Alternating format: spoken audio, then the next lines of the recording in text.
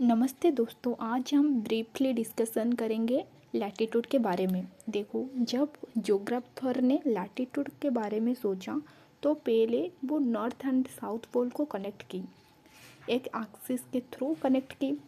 Then वो बीच में एक ऐसा लाइन ड्रा की कि जो नॉर्थ पोल को और साउथ पोल को दोनों साइड से डिवाइड करेंगे। तो जो साइड नॉर्थ साइड में रहे उसके हम नॉर्थ पोल बोले, और जो नीचे वाली साइड से रहे उसे साउथ पोल बोले। देन लैटिट्यूड कैसे पता करें? लैटिट्यूड और angular distance of place from the equator. हम जो भी इक्वेटर से जो इक्वेटर लाइन है, इक्वेटर से जो भी एंगुलर लाइन ड्रा करें उसे हम लैटिट्यूड बोलेंगे। अगर वो नॉर्थ साइड पे हो तो नॉर्थ पोलर में रहेगी, अगर साउथ साइड में हो तो वो साउथ पोलर में रहेगी। तो ऐसा हम जाने लैटिट्यूड। लेकिन लैटिट्यूड की वजह से हमारे क्या क्या होती है ये देखना है। आप बचपन से सारी ये पिक्चर देखी होगी। ये पिक्चर ये देखना, यहाँ पे इक्वेटर 0 डिग्री में है, देन 23 डिग्री 5 में tropic of cancer in north pole, and 66.5 degree of north of Antarctica circle, then 90 degree में north pole, then 23.5 degree tropic of capricorn, 66.5 degree में अंटार्कटिका सर्कल, देन साउथ पोल।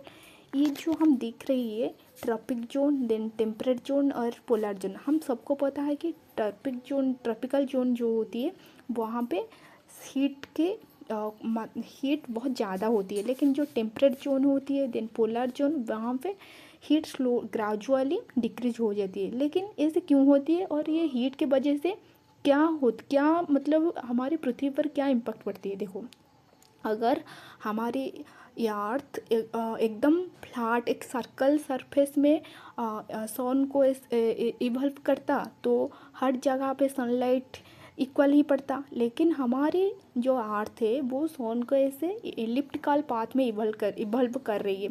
तो इसी वजह से tropical zone में direct sunlight आती है, लेकिन जब टेम्परेट जोन और पोलर जोन होती है वहाँ सनलाइट डायरेक्ट नहीं पहुँच पाती है, और वो सनलाइट का डिस्टेंस वहाँ भी ज़्यादा होती है। इसी वजह से ट्रॉपिकल जोन में ज़्यादा टेम्परेचर, और then temperate zone, then polar zone में ना के बराबर।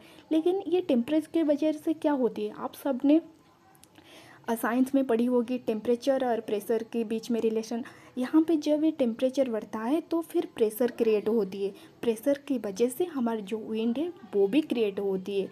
अगर हम ये तो हम समझ गए ना कि टेम्परेचर कैसे क्रिएट होती है, और क्यों ट्रॉपिकल जोन में ज़्यादा टेम्परेचर और टेम्परेट में कम, और फिर कैसे यहाँ पे मतलब टेम्परेचर की वजह से कैसे प्रेशर भी क्रिएट होती है, फिर विंड कैसे क्रिएट होती है। देन लार्जेस्ट लैटिट्यूड को हम क्या बोलते हैं? इक्वेटर। ये याद रखना, लार्जेस्ट लैटिट्यूड को इक्वेटर बोलती है।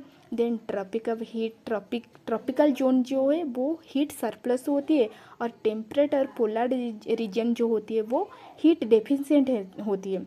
और वो जो हीट है वो किसके लिए रिस्पॉन्सिबल है? वो जो प्रेशर हमारे सिस्टम पे होती है और विंड जो क्रिएट होती है, इसके वजह से ही टेम्परेचर ही रिस्पॉन्सिबल होती है।